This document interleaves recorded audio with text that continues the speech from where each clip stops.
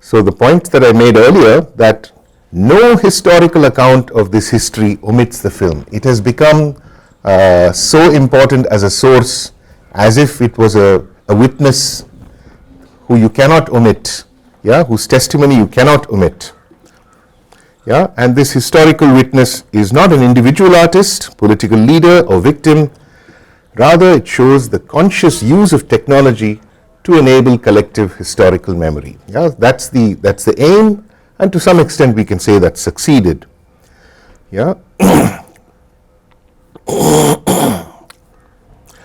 Of course, like any witness, the testimony is subject to dispute, but more than most witnesses, the film is able to represent events and attract attention, such that few historical testimonies have won so much attention. This is just a remark that he makes when he's talking to Ali Lapointe, that the true difficulties begin afterwards, after the revolution. And we have to acknowledge here that the Algerian Revolution, if we look at where is Algeria today, it's not so good. So that's something that Fanon also writes about. The ways in which the native bourgeoisie tend to get co-opted, tend to identify with the former colonizer, form linkages, and thereby undermine the progress of independence. And but this is a historical sort of development which gets a lot more attention, we can say, because this seems to be the most difficult part. But as he says, it's only one phase of a much longer process.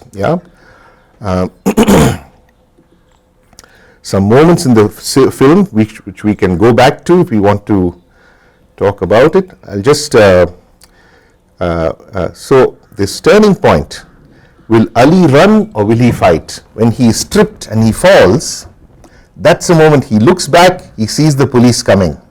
He looks up, he sees the young men who are sort of jeering at him. If he runs, then no story, right? And if he fights, then he is joining the struggle. So these are moments when the audience can clearly figure out the stakes of identification. And it enables a clarity for the process of viewer identification. This section where the bomb is placed within a kasbah, there's destruction, there's public mourning, we can go over that section because the use of sound there is very interesting. And so we'll come back to that once I'm through with the slides. Another point I wanted to draw your attention to is at where this woman is serving Ali tea, and she turns back and looks at him, and we see that she's crying, but no words are exchanged, right? We don't hear anything that she says, and it is thereby sort of referring to the fact that there's an unspoken role that the women are playing, which the film is acknowledging, but there's a criticism that it didn't do enough to represent the role of women. Which is true.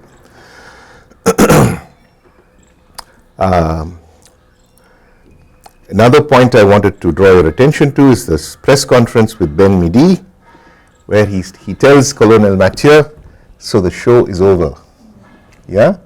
And the Colonel replies, yes, before the spectacle goes awry and gets out of our control. So there's a keen awareness of representation, of the stakes of representation, and the film is showing that in different moments. So the film is a chronicle of the Algerian Revolution, or more correctly of the urban side of it, and the filmmaker chooses black and white. By 1960s, color film was available, but they made a decision to choose black and white because they wanted to give the sense of a newsreel immediacy. Not only did they choose black and white, they degraded the film stock so that it would appear rougher. So it would really appear as if it's coming from the field, untouched by, extensive processing. What I want to point out to you is that, we often think that the more realistically film shows the world, the more realistic the audience feels it is. And this film shows that that's not the case. there's something else. You can convey the sense of authenticity by many ways, and sometimes degrading the image can actually be more authentic if the everything else comes together, so to say. Yeah, you can convey authenticity by actors who are chosen from the street, who are not professional actors, and of course you're invoking a struggle that everybody knows actually happened. The film was frequently criticized for its alleged defects, for projecting a false equality of violence, because it's always doing that, violence here, violence there, not taking any sides, the viewer can decide, right? For overlooking the struggle in the countryside. In the end, the general says, we can handle it better if it goes into the mountains. For failing to anticipate the problems of independent Algeria, foreshortening of time to compress the history of the struggle. But each of these criticisms, seen differently, were also strengths of the film. Joan Mellon has argued this. So the film adopts a style of camera work that seems perfectly adapted to the rhythms of a mass struggle. It allows the camera to move in and out of the action as quickly as the FLN itself emerged and retreated from their hiding places in the Kasbah. Its aim was to be fair to both sides and not to appear one-sided or propagandistic, but its larger aim was to educate the world about suppressed aspects of the people's struggle against French colonial rule. And we can discuss how, despite appearing to be objective, it's still, the likelihood is that the viewer comes away on the side of the FLN. So what is it that it's doing that enables that? We can think about it. Yeah. There's another, I think it's a Cuban film called Memories of Underdevelopment. Yes. That resembles quite a bit, but it's actually filmed from the point of view of a detached bourgeoisie who is seeing that a lot of the migration of his kind to the US in Miami to Florida, and he's kind of detached. I see. And it's a very interesting kind of non-angry look at what the revolution is. And I mean, there are people who are doing normal things. Life goes on, and it's something that is happening on the side. Right. So I think the word I would use instead of saying both sides is ambivalence. There is a kind of ambivalence about what the end of this struggle is. Like in Memories of Development. I see. And the film there also is critiquing this person. But through the lens of this character, there is a kind of lens thrown at the revolution also, even in Cuba. Right. What is the end of this? So I think that film is also quoted as a great example of third cinema. Right. Well, I'm not sure I would call it ambivalent if you look at the ending. It's celebrating Algerian independence. This is an important quote. In a 1974 interview, the filmmaker described colonialism as the matrix of all our culture. Even if we speak about colonies of other people, it is connected with our life in Italy. Okay, so in a way, this is saying a decolonial approach is not so simple, in fact, because the extent to which colonialism has shaped our culture, we're not going to be able to get away from that. We have to work with it and maybe build upon it so that it's going in a different direction. But this notion of colonialism as the matrix of all our culture, it's a different way of talking about modernity. We talk about modernity as somehow eluding all of these binaries, all of these political problems. And what Pontecorvo was saying, underneath modernity, there is colonialism. You can't get away from colonialism. So I see this as a very important quotation. How does the audience identify with the people and not with an individual? The camera moves from one person to another, staying with each for some time, but then shifting and moving on. but always within the repeated opposition of white town and black town, colonizer and colonized. So that larger framework of opposition enables the audience to find a guiding thread in the shifting forms of identification that are being offered by the camera. Yeah, and the tripping of Ali Lapointe, which I mentioned. So the Battle of Algiers signals, in a way we can say, signals a new era of propaganda, one where the propaganda of the deed carried more weight than the propaganda of the word, in other words, of ideas alone. So in this post-World War II era, the United States carried out a major counter-propaganda against the very idea of idea, we can say. Ideas were, people were encouraged to distrust ideas, yeah, and to see that distrust as a continuity with the distrust of Nazi propaganda, yeah, and instead to look for concrete achievements, concrete results, such as, for example, commodities. We give you commodities, the Soviet Union gives you ideas, yeah, which do you prefer? So propaganda became something that no one wanted to admit to, but in fact the need for propaganda has only increased over time, yeah. And here, in understanding the work of propaganda, I'll just point out that, you know, what we have in the cinema is, of course, montage, which is editing.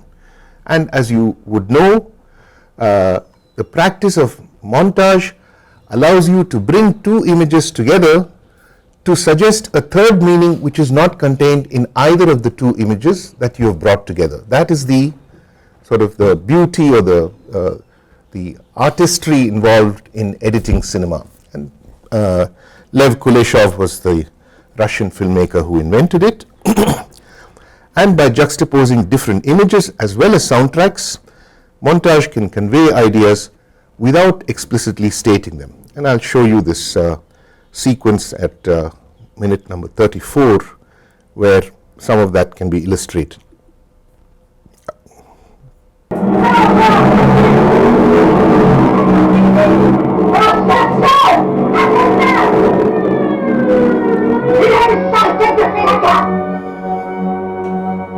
Lights, please.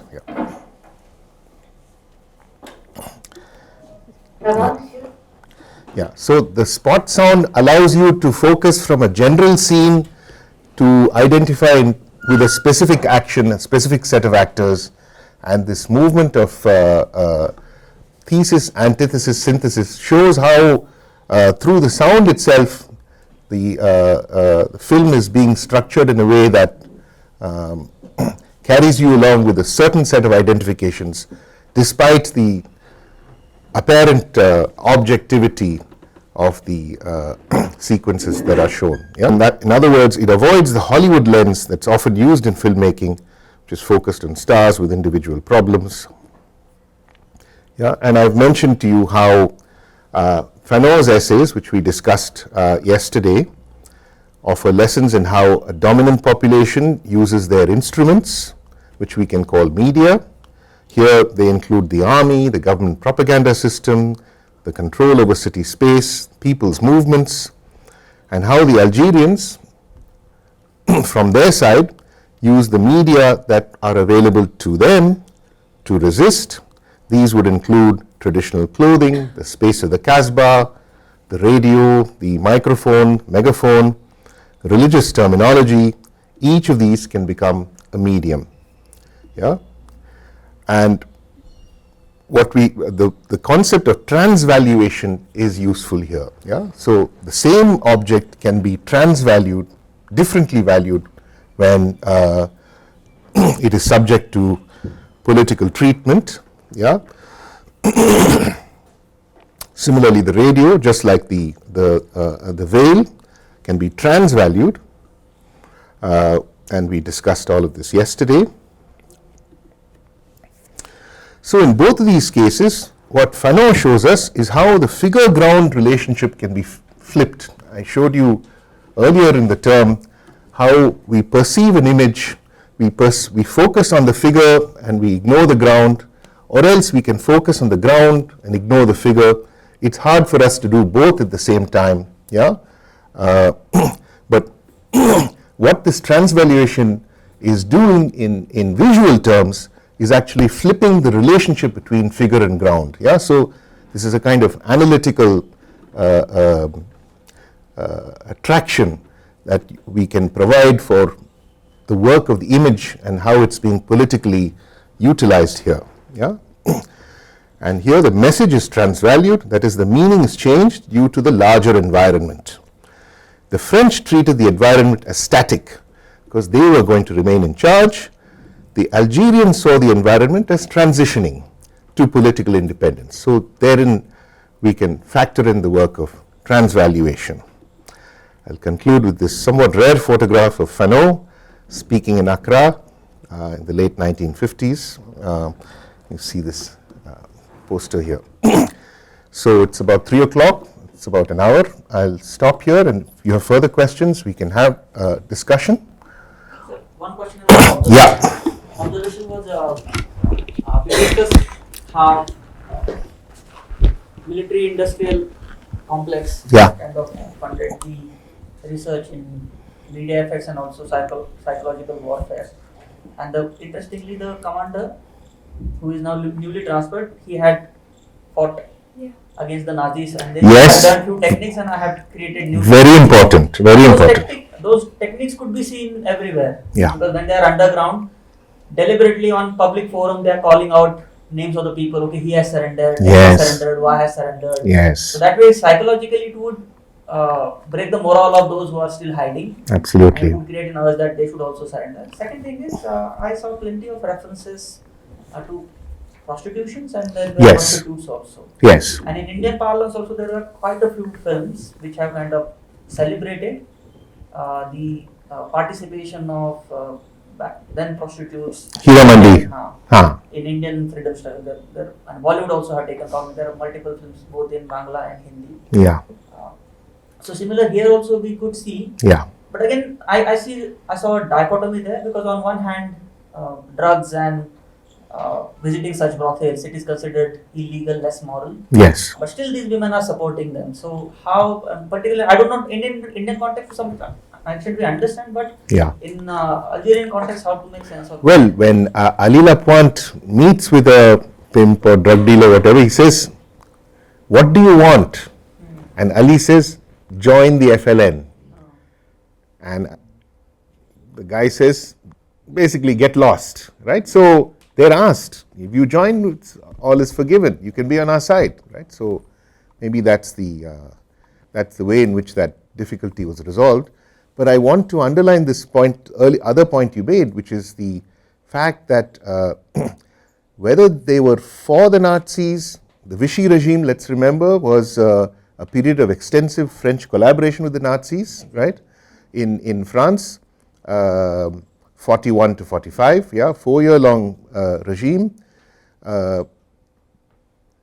But the support for colonialism was across that division, right? Everybody in France supported colonialism in Algeria. And that point is worth underscoring here, because it is analogous to the point that Matthew Connolly makes, which is, the two sides of the Cold War were, communism, capitalism, but both sides were actually,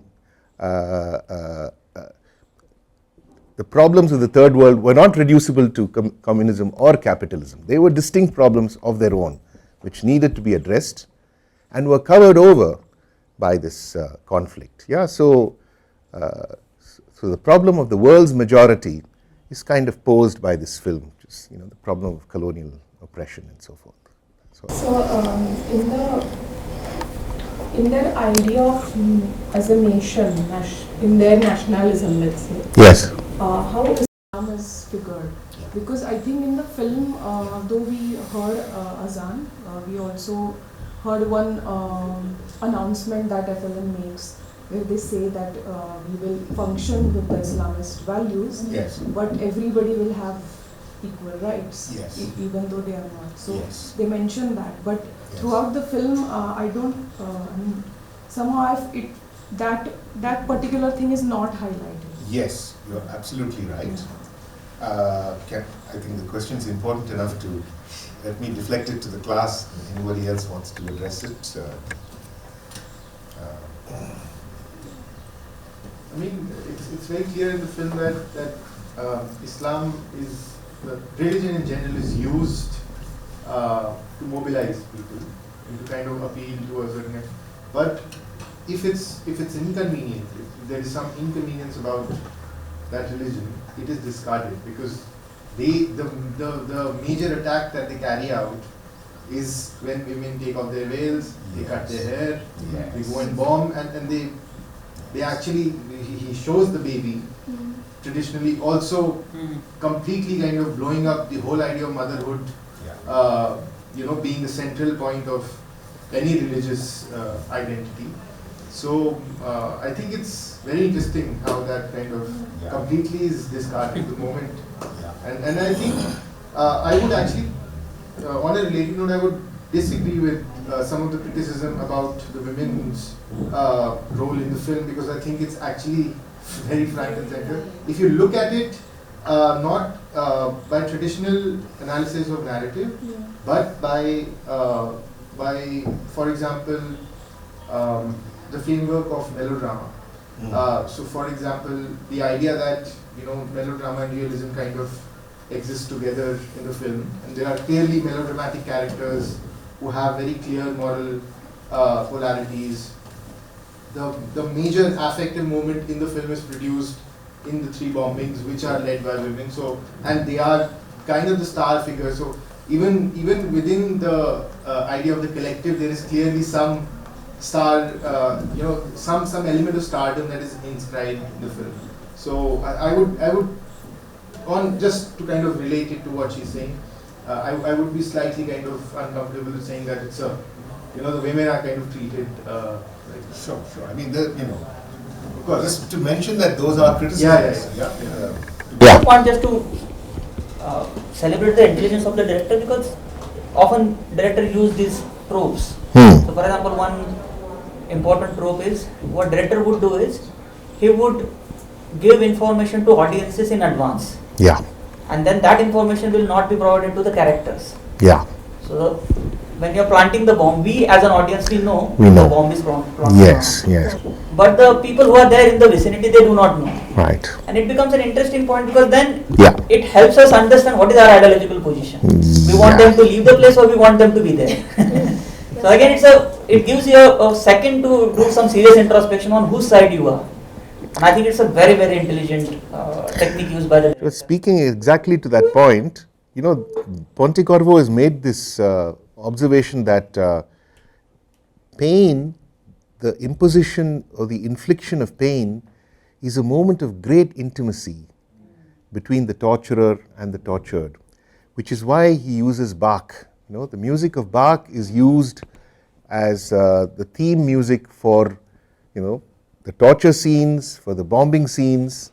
It's a moment of not to celebrate, but to contemplate, to meditate. So in that sense, I would say there is a studious ambivalence about the question of violence. I don't believe it's celebrated. It's just that you put it into that larger context of a political struggle. And the question of where is religion, even in the Indian, and I dare say in the Iranian struggle as well, the category of nation is believed to trump the category of religion. And that was the understanding in the post-World War II period in general, that the default assumption was that nations are going to be secular and that religion is going to be in the private sphere, that religion is not going to invade the citadel of the state, whatever you want to call it. And that assumption has obviously been that media, the thing about media is that they are not easily disciplined. They don't stay in their place. There's a lesson about media, it's that they do not stay in their place. They spill over, they exceed their place. And so in that sense, the reckoning with the rise of religion is it takes us decades to to actually respond adequately. It's been happening in front of us, and we can still we oscillate between, yes, of course, religion, majority religion, how can you say no? Yes, of course, we need secularism, but the problem very much remains before us. Iran would deserve separate discussion, and I welcome your... I would love to say, if you allow me, in response to whatever you said about religious and Islam, I think that as a person who grew up in Islam, in Iran, as a Muslim country, the reason why that woman cut her hair, and the reason why they unveiled, the reason why just they present themselves as a modern woman in front of the person who are having a gun in front of them, because this is how they have been taught. Yeah. The woman who has a veil, she's a terrorist. The person who has a long hair and who has a hijab on head, she's against the modernity. This is the way how the world has been taught. Yeah. It's not clear. It's not clear for everyone that it's a choice. Yeah. And religious is a choice. Yeah. We should not just tag on some things that because you are having the way, you are having a hijab, you are a terrorist. We are against the modernity. We are modern because we are showing up everything. We are modern. You are not modern. Yeah. And then that person in this film, how it shows that they are thinking that for being safe, we have to cut our hair. Yes. For just safely going Yeah. among the people, Yeah. and we can just successfully Yeah. contemplate the bomb. Yeah. We have to present as a modern girl. Yeah. No one doubts on us. Right. So this is the reason that this is because of the mentality of the all over the world. Yeah. It's not about the Italian or French people. Right. Even in the USA, in Russia, in other countries, Yes. if you want to do something successfully without even having a single doubt of anyone, you have to dress up in a very modern and very, American type of things. If you go by the burqa, everyone will doubt on you. Yeah. Right. This is the kind of mentality that people have. Right. It should be changed. I Right. think that we should not just tag on some things Right. which against the respect for the religion. Yeah. Now here I'm reminded of Bruno Latour's text, "We have never been modern." Yeah, which is to say, when you closely examine examples of modernity, such as, unless you look American, you're not modern. Well, hey, that includes all of us in this room.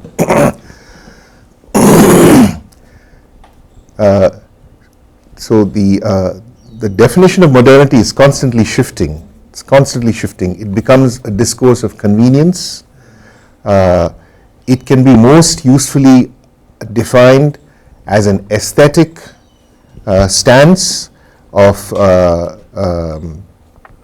disavowal of any imposed standard of values, which also makes it quite unstable.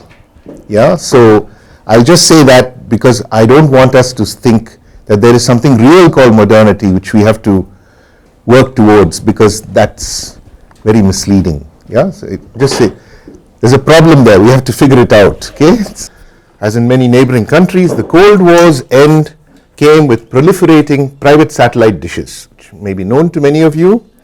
These were granted de facto permission despite the state monopoly on broadcasting, because of the emergency situation created by the Gulf War and the amassing of refugees from Kuwait, many of whom were from South Asia.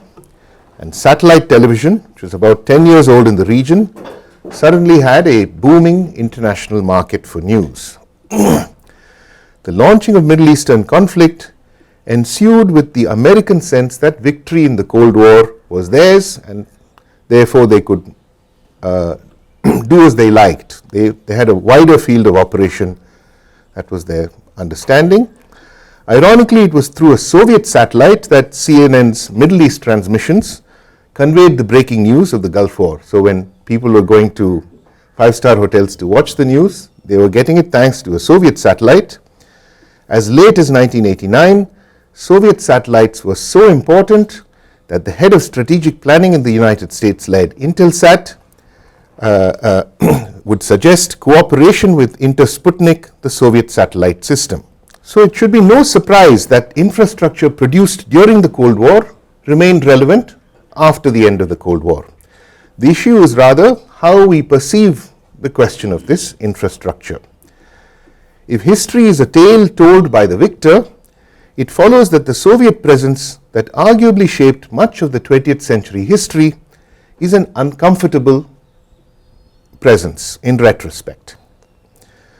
For countries of the global south, the Soviet help they received by way of soft loans, barter agreements, aid for heavy industry is like a guilty secret or an explanation for their problems. They should have embraced the market right away. Yeah, so the existence of Soviet assistance is like an embarrassment in our historical record. One can get that impression by looking at how its presence is treated. But this mode of thinking about the USSR is ignoring at least two facts. First, domestic capital was insufficient for development, and second, without superpower competition, little or no aid would have been forthcoming. Yeah, without the pressure of the Soviet Union, the United States would have had little incentive to provide the aid that they did. The United States set the dominant narrative of the Cold War. That is, that capitalism's inherent virtues were the inverse of communism. Close reflection might have compelled the acknowledgement that competition with communism shaped the post-war trajectory of capitalism. Yeah? In other words, it was because capitalism was continually opposing and trying to overcome communism that post-war capitalism took the shape that it did. Yeah? And in this competition, close scrutiny, imitation of the enemy were methods of overtaking the enemy. So these were not modes of opposing the enemy that meant complete difference. Actually, it was imitation. Yeah?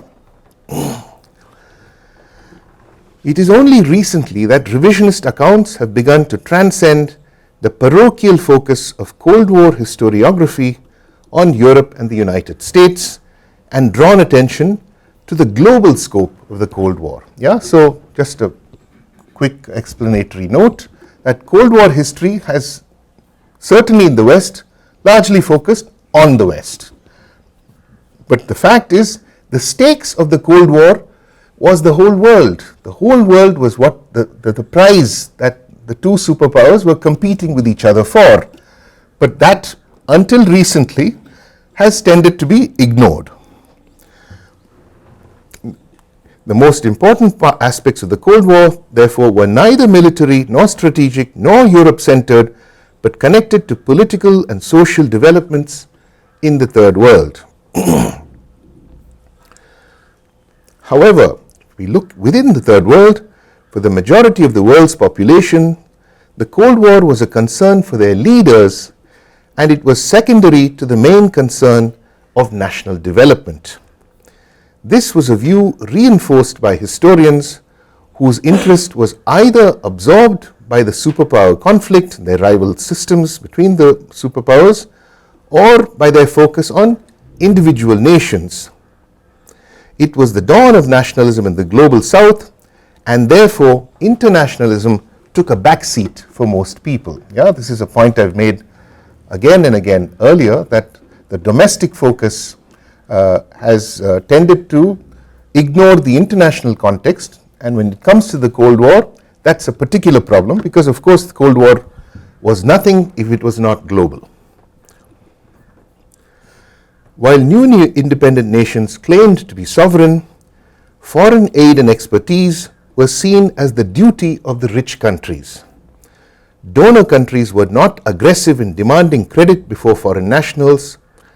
this was a lesson Americans had learned when implementing the Marshall Plan in post-war Europe. So what I'm saying here is that although the Western countries were giving foreign aid to the third world, they did not tend to be very aggressive in demanding credit for the aid that they gave, and the general consensus was, you practice colonialism, this is payback. Yeah, so there was an understanding, even if it was not spelt out, that aid is to compensate for historic crimes of the West, right? It was rarely spelt out, but because of that understanding, you could ignore the fact of aid and concentrate on the apparent outcome, which was sovereign nation building. Yeah, and in fact it was not so independent. Yeah, it was dependent on all of these processes of aid. So the US experience with the Marshall Plan in Europe had shown that aid could fuel hostile propaganda towards the donor. Yeah, so partly due to the presence of communists, but also national pride that, we don't want to seem to appear dependent on the US, and if the US, the practice initially had been to label every single piece of aid as donated by the United States for the people of Europe, as if rubbing in the fact of their generosity, which quickly backfired. Yeah? Hence their decision to focus on tangible outcomes and to avoid argument. Yeah? Ours, in a new sense, must be a propaganda of the deed, of visible accomplishments. So said Paul Hoffman, used to head the Studebaker Car Company, and Truman appointed him head of the Economic Cooperation Administration, which implemented the Marshall Plan. At the same time, Americans traveling abroad were reassured that the $13 billion aid package to Western Europe, that was the Marshall Plan, cost $13 billion, was not a gift, but a way to safeguard national interests.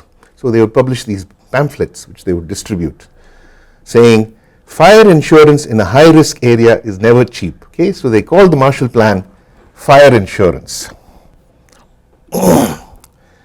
Now, the Cold War saw the birth of the non-aligned movement. We know that. Countries in the global south did not see any benefit in aligning with one or other side if they could avoid it. The USSR, it should be stressed, was the inferior power in the Cold War. They were not strategically equal.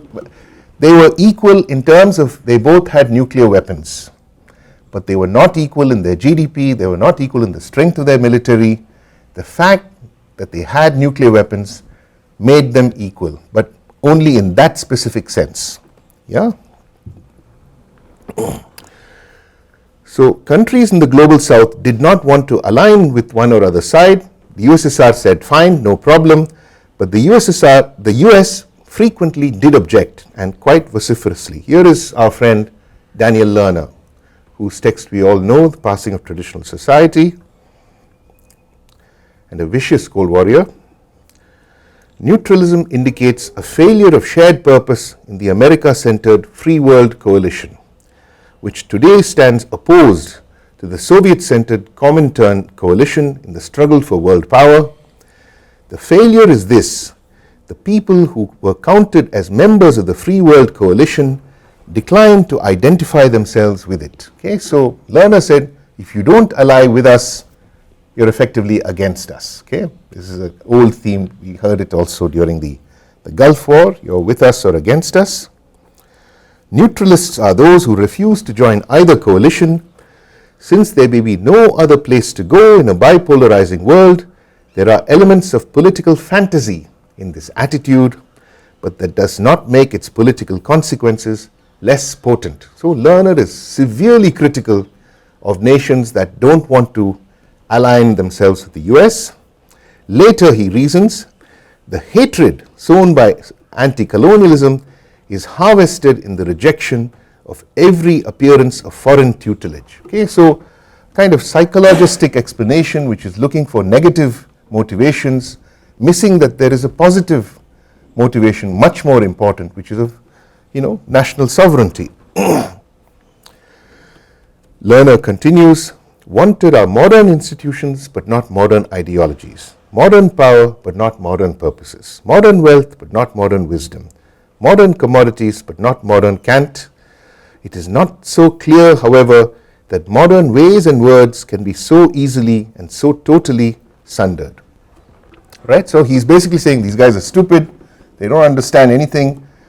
But Lerner himself in another text says, rather than say made in the USA, provided by the USA, if you call it modern, nobody will object.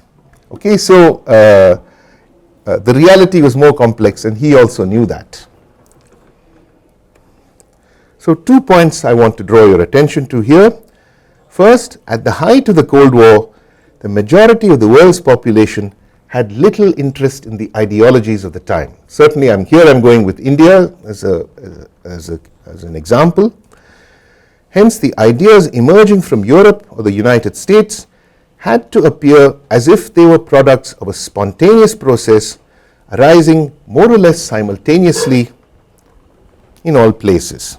Yeah, so the word modern, that modernization is a process, it's just the way the world is evolving, right?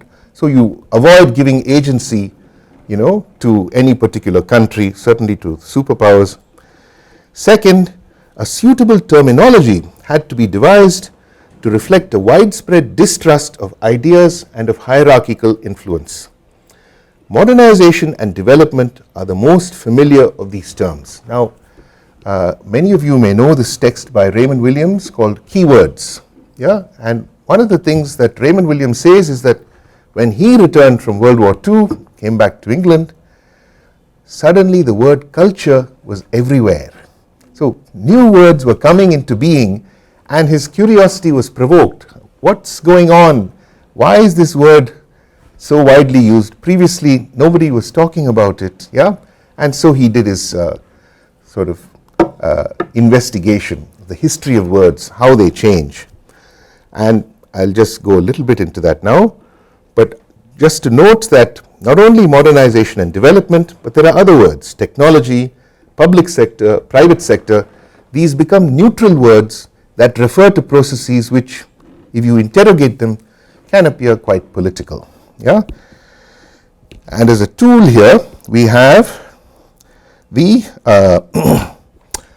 Google Ngram, which some of you may know about. So you can just do Google Ngram, and you will get this kind of box, and you can enter whatever terms you like and select the period that you're looking for.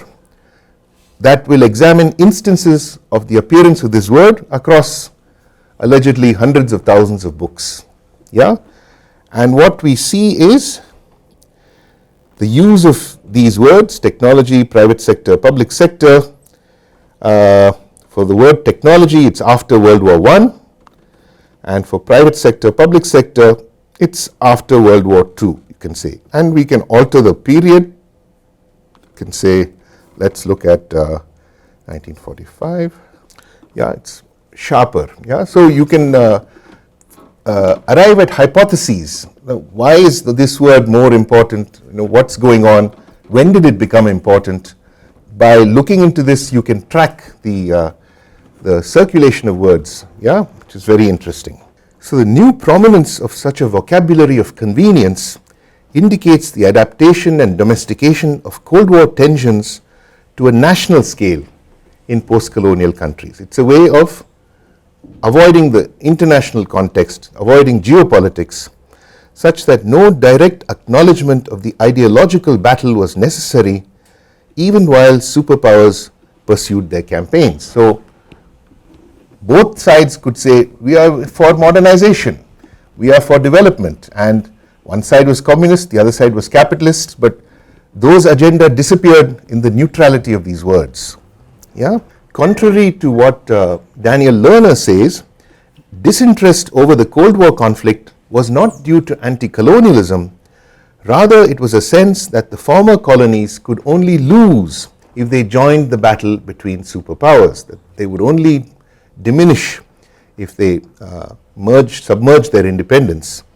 Thus, Jawaharlal Nehru announced at the Bandung conference, where the non-aligned movement was kind of formulated, that the world wanted peace, not war, that India was neither communist nor anti-communist. Okay? So this is an example, we can say, of post-colonial politics at work, where the third world nations are navigating the currents of superpower politics, and the superpowers were concerned whether India would be a showcase for capitalism or for the Soviet Union's own project. Now, India was not only poor, had the largest contribution to the world's poor, came from one country. It was true then, it remains true today. It also had intellectuals who were attracted to communism. So in a sense, both from the top and from the bottom, there seemed to be a real vulnerability to communism. That was the American assessment.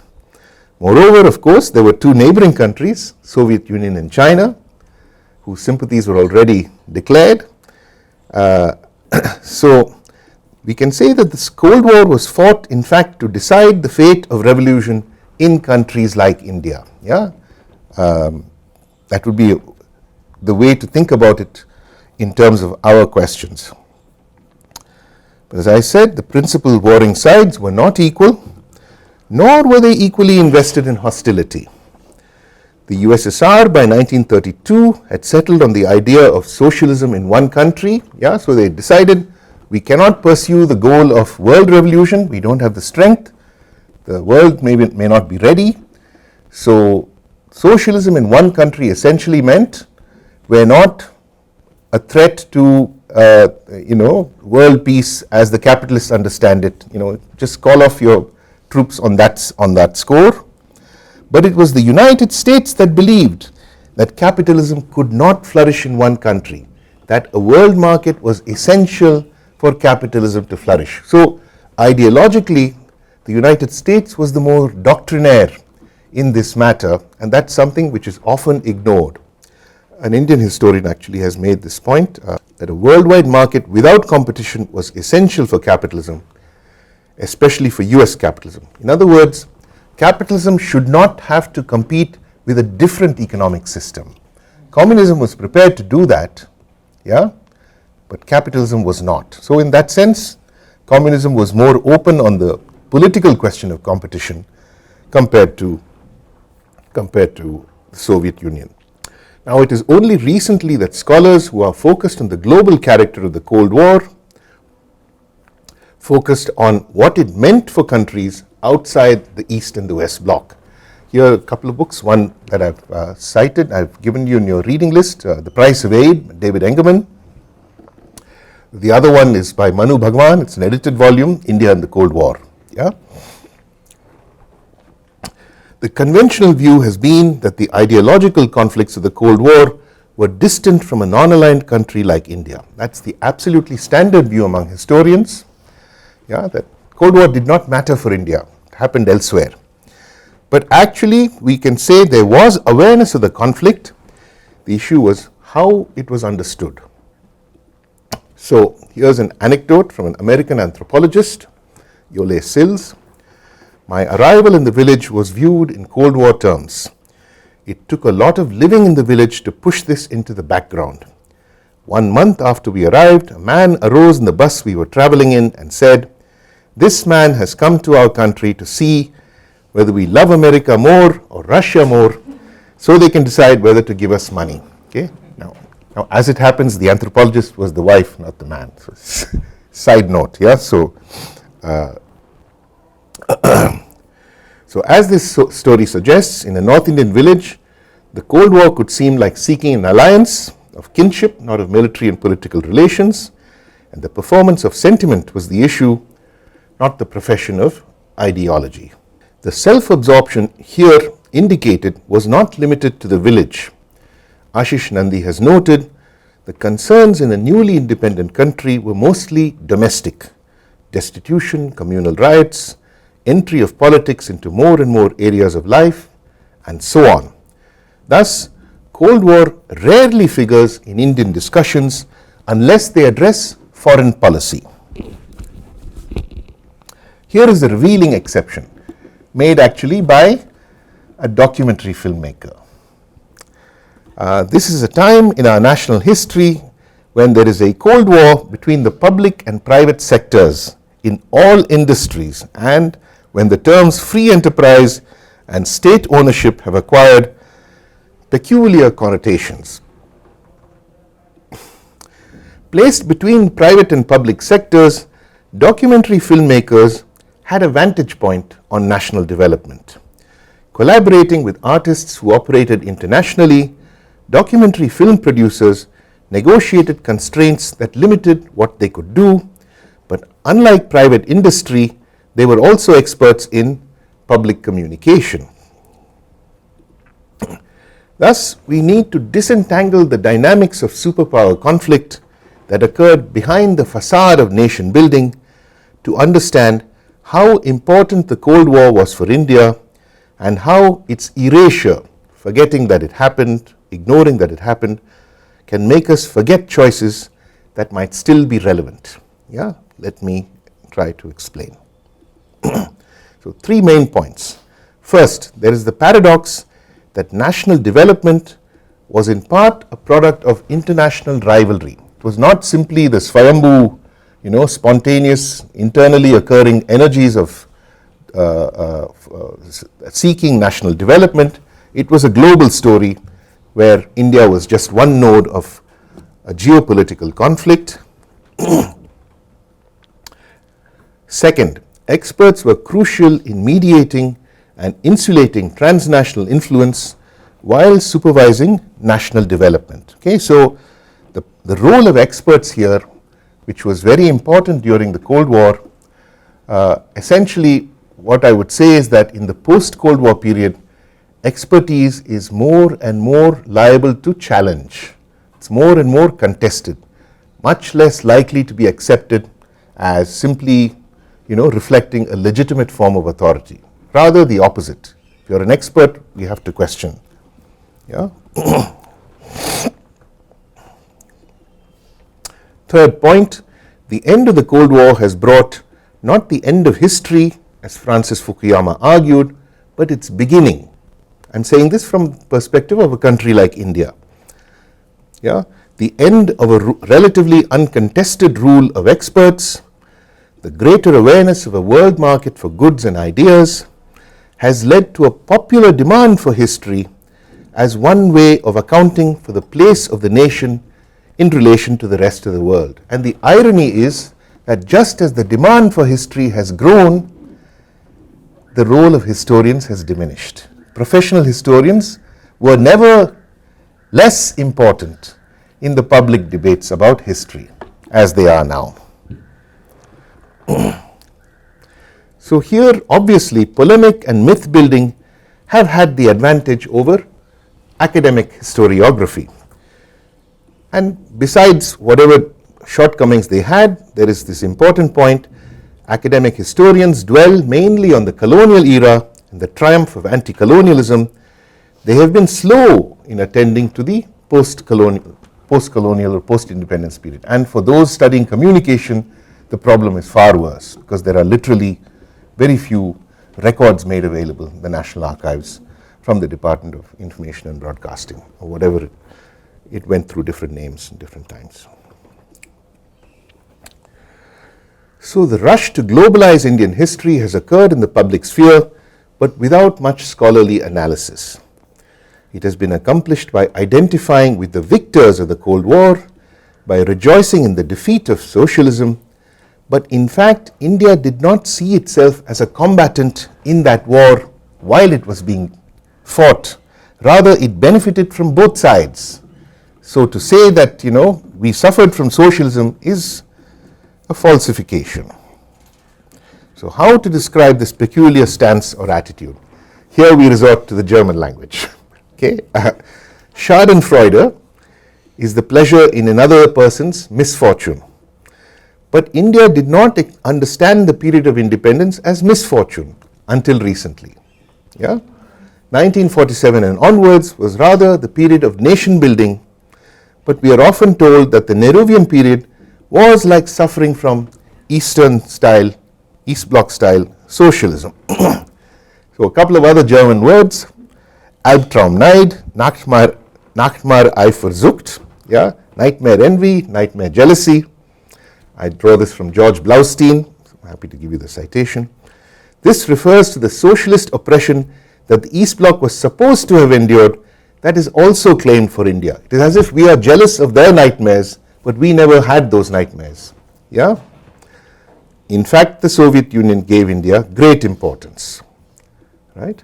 An official posted to New Delhi with the USIA, a Yale-trained architect, was told when he was hired, it's a personal interview, India is the most important country in the world. I got this interview 64 years after he heard these words, yeah, and he died a few years later, Jack Maisie. So events in India had worldwide impact.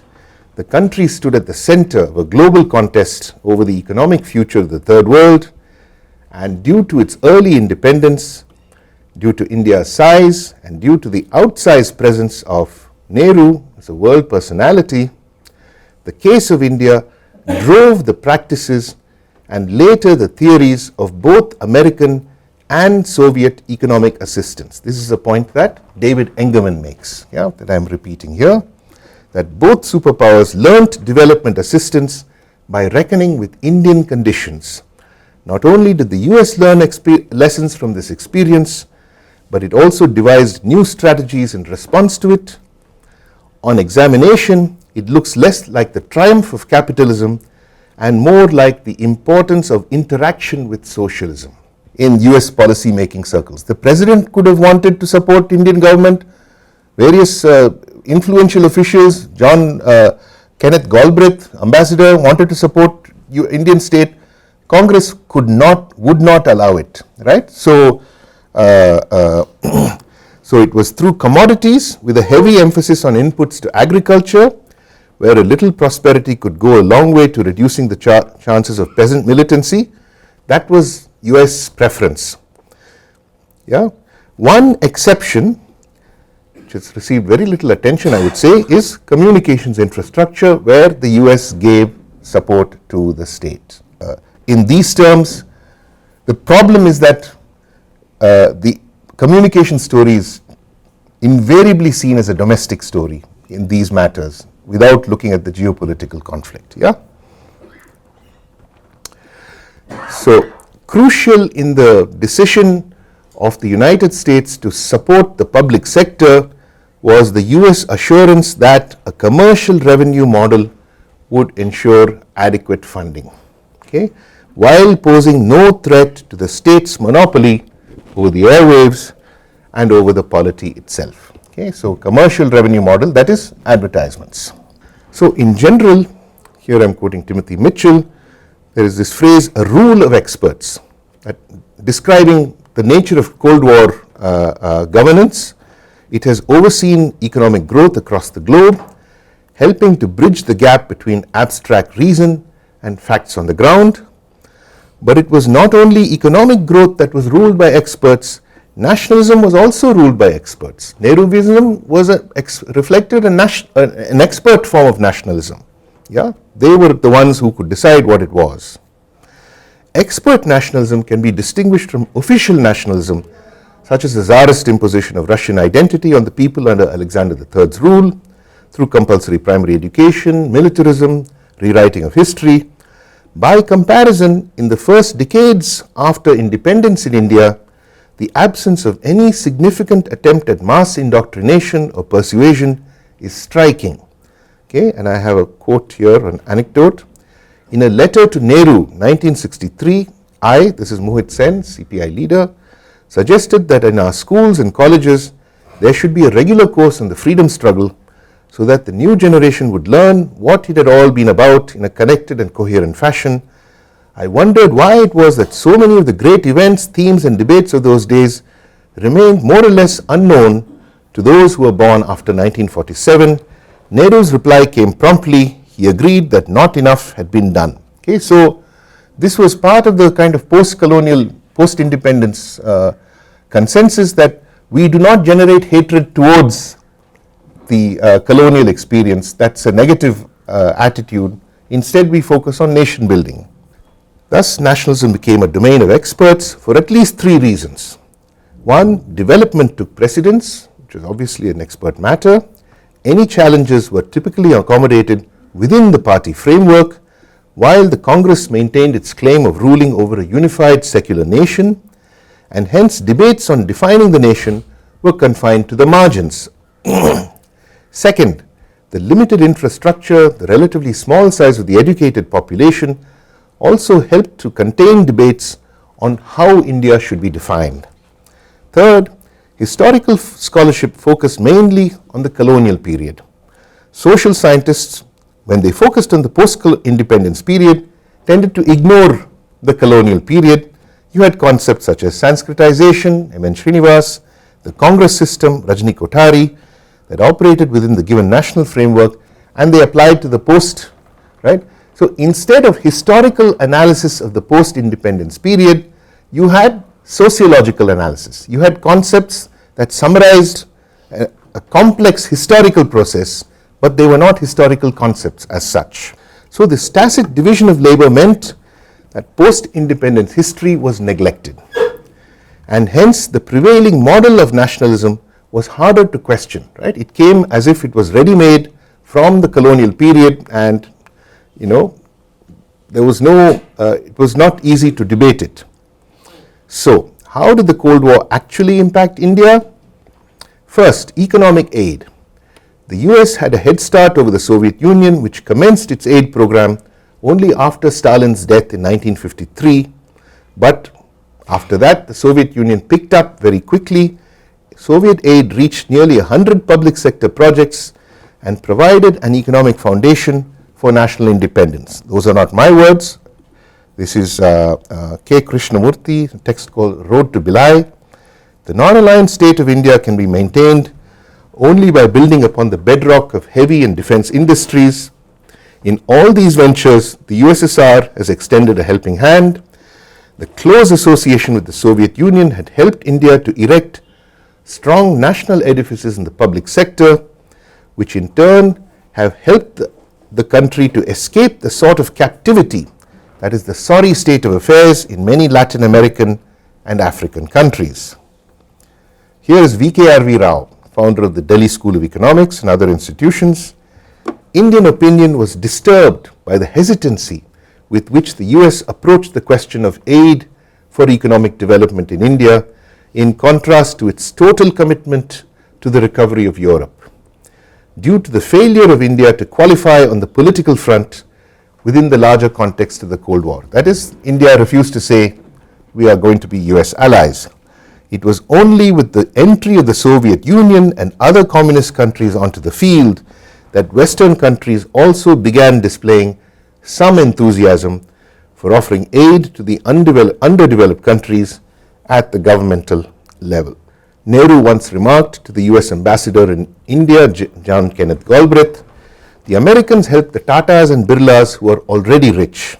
By contrast, the Soviets or British build plants that belong to the people. Galbraith did not contradict Nehru, but he tried to prove him wrong by securing Kennedy's support for a steel plant in Bokaro that would have been the largest in India until that time. US Congress opposition scuttled the effort. Soviet aid came to the rescue. Yes, so Bokaro is a Soviet aided plant. So foreign aid carried the seeds of Cold War politics, which grew into battles between private and public sector. In Arne Westad's terms, the Soviet Union stood for an empire of justice, whereas the US championed an empire of liberty. Okay, so this is a very useful formulation, because rather than think about it as capitalism versus communism, freedom versus evil, this is expressing it in the terms that third world countries tended to perceive it. Yeah, that empire of liberty, very often liberty for capital.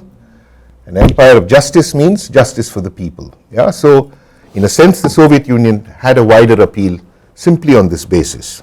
But these battles had a different color on the ground. They did not appear as ideologically driven or as principled stances. Nation building and nationalism offered little room for disagreement.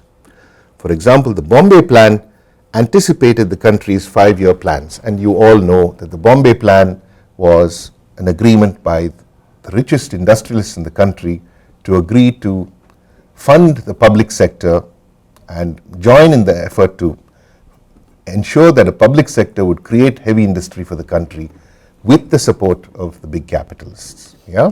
But within a few decades, India's planned economy would be denounced as a Stalinist imposition, while Nehru became akin to Stalin and even to Hitler. We know this. Yes? Now here is a brief exchange between Jawaharlal Nehru and Minu Masani, who was the founder of the Swatantra Party, which was a conservative party, often called the Party of Princes, and it shows some of the sort of interesting tensions in this debate about socialism vis-a-vis the state policy. Nehru: unfortunately, this is our misfortune that even private enterprise, which shows some intelligence in other countries, even capitalism, which has become to some extent a modernized form of the old type of capitalists, even in countries like America or England or France or elsewhere, even that degree of modernity has not come to our capitalists. And Masani replies, nor to your socialism. Okay, so he's a determined critic of Nehru. But then Nehru goes on, and as if Masani had not spoken. And so I find with an ever increasing amazement the type of stuff that is doled out here in the name of capitalism and private enterprise, and the type of stuff that is doled out against planning, etc., which nobody in the wide world except some persons with hardly any intelligence can accept in any way. Okay, it's a 1960 debate. What is interesting is that in the Lok Sabha debates, there is no reply from Masani recorded to this remark. Yeah, so the critics of state planning appear more like carping critics without a well worked out set of arguments. And in fact, we know that Masani supported heavy industry. He supported the Bombay Plan. And so it's more about being uncomfortable with state involvement, wanting private sector involvement, but the reality did not admit of that possibility in the Indian context. Yeah, so the two sides were unequally matched. All the cards seem to be on the public sector side at this time in history. Yeah. So Nehru's objection was to reactionary indigenous capitalism that only grudgingly began supporting the Congress party, mostly from 1944 onwards. Please note. Yeah. So private capital was very late in joining the battle for national freedom. Yeah. They only came when independence seemed all but inevitable. And yet they still did not seem to understand the importance of capital investment for national development. This was Nehru's complaint. Yeah? Historical research, far from promoting comparative understanding during the Cold War, what was the situation in Iran, what was the situation in India, how do we understand the comparative progress of these different third world nations, that is largely absent. Yeah? Instead, historical research has tended to elaborate national mythologies or to avoid challenging existing myths. Now here I draw on the work of this political theorist Susan Buck-Morss, who argues that the Cold War generated dream worlds amongst the superpowers. That's a way to understand the way in which politics and media interact, if you like, in a given historical context. Yeah? And different forms of mass utopia that could only be experienced in highly scripted and mediated ways, such as, for example, the empires of liberty, empire of justice, respectively. You remember, I think one of the first classes I talked about Benedict Anderson and the way in which a certain the way imagination is made to appear solid or material through this combination of print capitalism and a given political context. So here's your cinema. To the extent there was a shared culture in the secular period of India's history, it was perhaps created by the cinema, which was not allowed to engage with politics and proceeded to devise a commercially successful formula films that showed a self-regulating Indian culture to which the state was somehow external.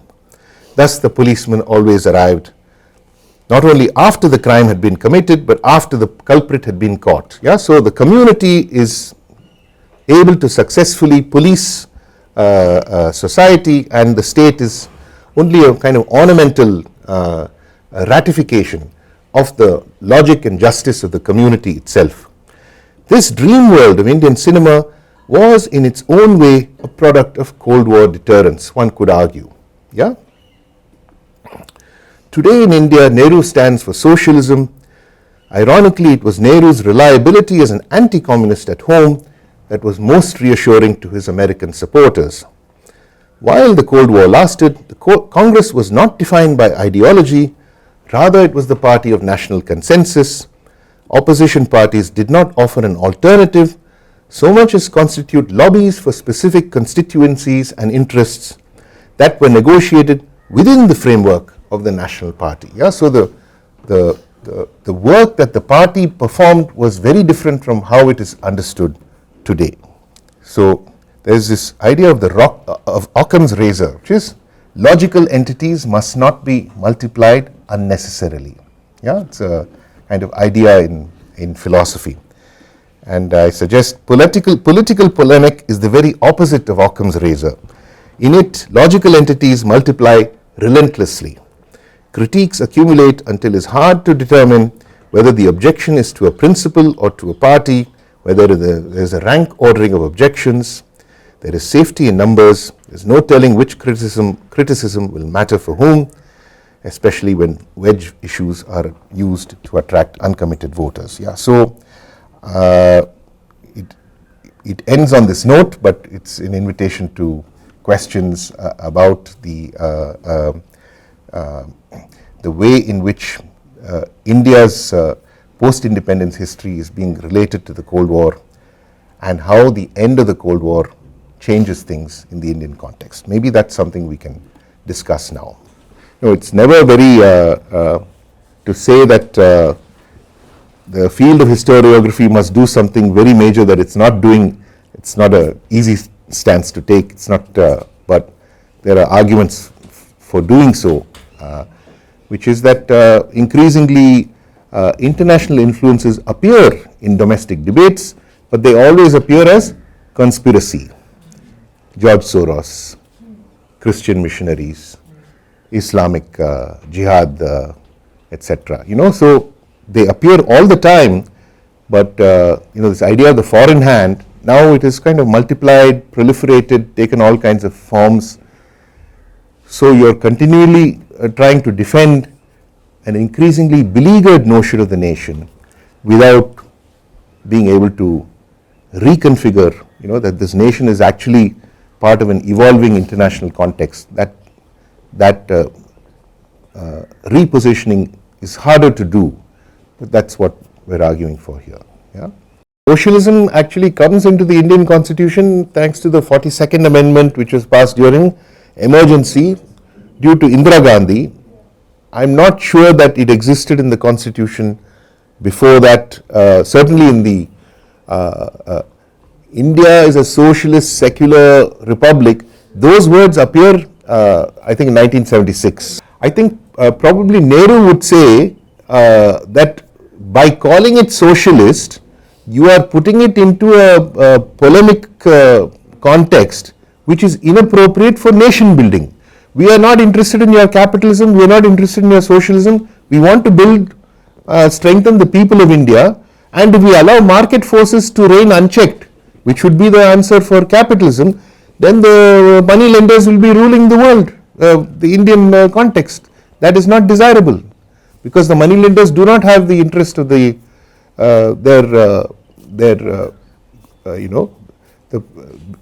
peasants at heart. They are simply trying to maximize their own capital. Yeah, so he is trying to avoid the ideological debates and say, how do we develop this country while sheltering our context from these larger geopolitical battles which will distract us.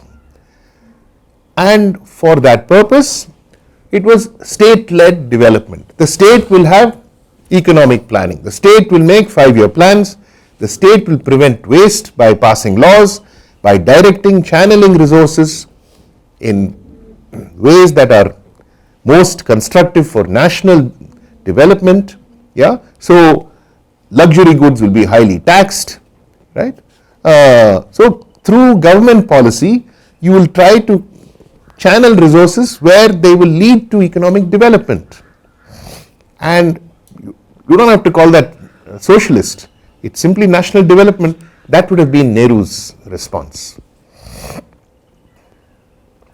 It became necessary perhaps by 1976 because the ideological forces of capitalism by that time had become stronger. And it is a sign that Indira Gandhi still believed herself to be Nehruvian, to be aligned with her, with that older philosophy of development. That was the signaling that she was trying to communicate. Cold War actually had different periods, and you would have to look at it in some detail. There was, during the 70s, the sense that US is not going to last. Soviet Union is rising. Third World Revolution seemed to be rising. Doubts about, you had OPEC.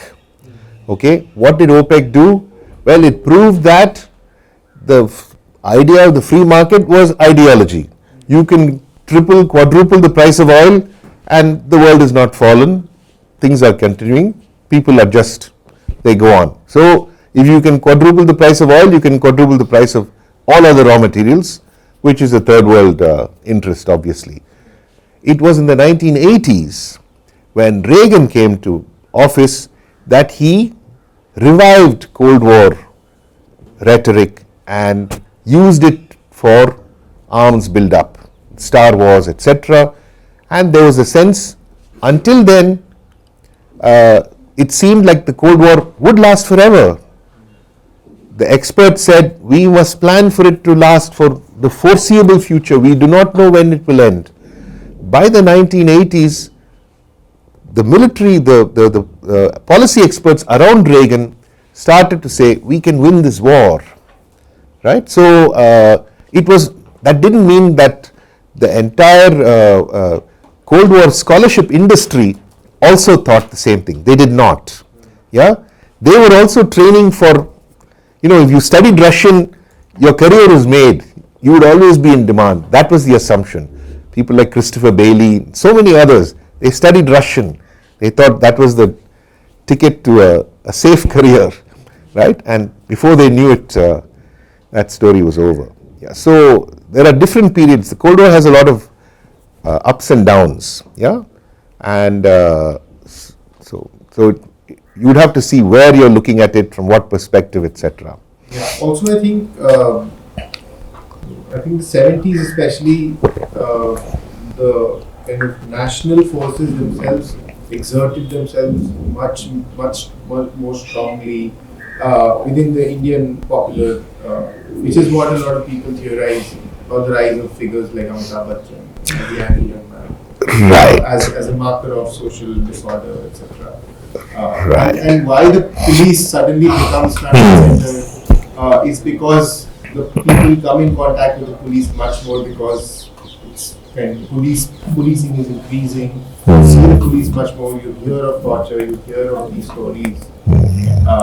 There's also a police rebellion in Mumbai asking for police reforms, which we still 60 years later do not have. Yeah. So there is all of that. Above all, with the emergency, the question of how should India be defined becomes an open question. It is not an open question until that time. The very idea does not appear to most people. Certainly it's not in politics. After that time, it's open game, and that's when the media sphere expands enormously, state investment in propaganda expands enormously, and that appears like an investment in the nation, but it's different ideas of the nation which are battling each other. Yeah, it's not one idea. China did not emerge as a potential superpower until post 2000s, right? Quite late. And don't forget, their profile was not so different from India's until mid 1970s or later. Okay, so the power of communist capitalism, nobody predicted. Yeah, nobody predicted it. So why has China's role as a superpower not been taken seriously? Because people don't want it, because the American imagination cannot allow it, and there's a strong reluctance to admit the possibility of that, except as a disaster, right? The fact is that overwhelmingly historians have looked at the archive. Now, what do the archives contain? Well, the record keeping practices after independence are very poor, right? Record keeping practices before independence are far superior. So just like if you are looking for something, you go where there is light. It doesn't mean that everything is under the light. Same kind of problem, yeah. The nationalism has, in that sense, been a kind of default nationalism, which is you don't question it. Not necessarily that they were ideologues, you don't question it. So I think that kind of problem has been there. Yeah. And yes, as Ruchika Sharma says, there are so many historians, but they don't have any impact on the public discussion of history, even though more people are concerned about history than ever before. So that's something we should think about. Why is it? And I don't think it's exclusively, you can't blame it on historians alone.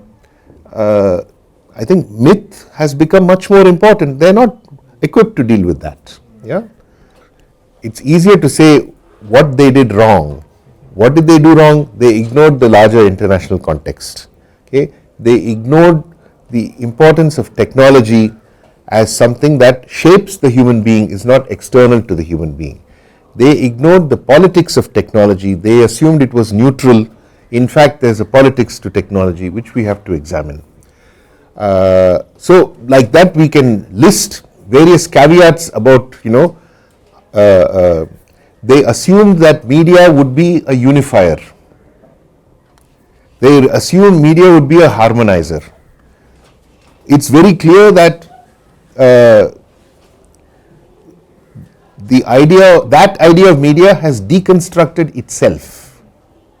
It has deconstructed itself. That is very clear. Now, to say then what we should do, well, we have to examine without those older filters and blinkers and ideological lenses. That's a kind of common minimum program, but after that one would have to ask more specific questions rather than what should I do?